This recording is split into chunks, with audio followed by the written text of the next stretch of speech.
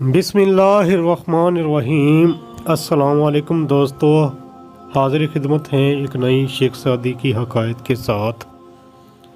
शेख सादी लिखते हैं कि मिस्र में किसी जगह दो भाई रहते थे। एक ने इल्म पढ़ा और दूसरा माल जमा करता रहा। नतीजा ये हुआ कि पढ़ने वाला तो अलामा हो गया और रुपया जमा करने वाला शाही खजानची बन गया। एक बार दौलतमंद ने आलम भाई की तरफ हकारत से देखकर कहा, हम तो ख़जाने के मालिक हो गए मगर तुम मुफलिस ही रहे।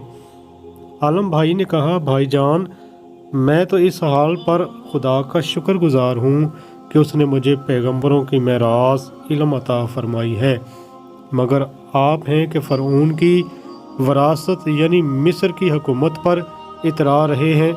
इस हकायत से ये पता चलता है कि इल्म इक़्तिदार लेके आता है, जबकि दौलत जो है वह ग़ुलामी लेके आती है।